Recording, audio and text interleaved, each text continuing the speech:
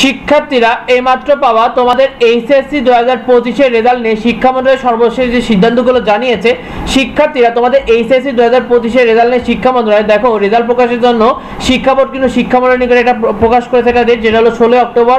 যে তোমাদের 16 অক্টোবর তোমাদের রেজাল্ট প্রকাশ করবে। তবে এইচএসসি 2025 এর রেজাল্ট 16 অক্টোবর কখন প্রকাশ করবে এই বিষয়টা যদি দেখা যায় সেক্ষেত্রে 11টা থেকে 12টার মধ্যে প্রকাশ করার সম্ভাবনা সবচেয়ে বেশি, কারণ গত কিন্তু 14-15 বছর এই 11টা থেকে 12টার মধ্যে তোমাদের রেজাল্ট প্রকাশ করে ফেলে শিক্ষার্থীরা। তবে এসএসসি 2025 এর রেজাল্ট কিন্তু দিয়েছিল দুপুর 2টায়।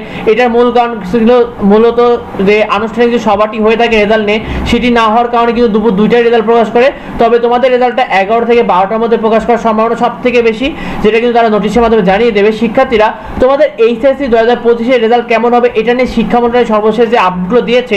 দেখো তোমাদের এইচএসসি রেজাল্টটা কিন্তু যদি দেখা যায় যে করোনার আগে 19 সালে কিন্তু পাশে আর ছিল 71%, যেখানে করোনা পরবর্তী পাশে আর বেড়ে যায় এবং 24 সালে কিন্তু সেই পাশে আরটা দাঁড়ায় 78%।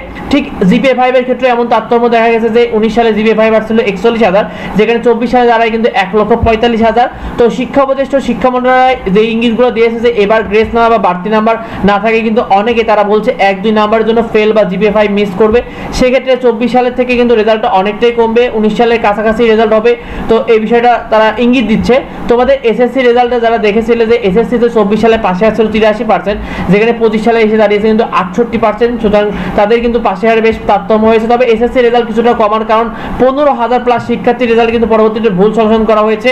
তবে তারা জানিয়েছে যে এইচএসসি রেজাল্টে তারা সর্বোচ্চ সতর্কতা নেওয়া হচ্ছে, এটা শিক্ষা বোর্ড আগেই জানিয়ে দিয়েছে যে তোমাদের এরকম কোনো ভুল হবে না, তারা এই বিষয়টি নিয়ে সর্বোচ্চ সতর্কতা নিচ্ছে। তবে আশা করা যায় আনুমানিক তোমাদের পাশে আর 70%-এর উপরে হবে, তবে 24 সাল থেকে কিছুটা কম হবে বলে আশা করা যাচ্ছে। তো পরবর্তী আপডেট পেতে অবশ্যই আমাদের চ্যানেলটিকে সাবস্ক্রাইব করে রাখো, ভিডিওটি বন্ধু থেকে শেয়ার করে দাও যাতে অন্যরা জানতে পারে। আমাদের চ্যানেলে তোমার নিয়মিত আপডেট পেয়ে যাবে, সেই সাথে অ্যাডমিশন যাবতীয় গাইডলাইন পেয়ে যাবে। তাই সাবস্ক্রাইব করে রাখো। যদি কোনো কিছু জানার থাকে অবশ্যই ভিডিওতে কমেন্ট করো। তোমাদের সবার জন্য শুভকামনা রইল। দেখার পরবর্তী ভিডিওতে। ধন্যবাদ সবাই।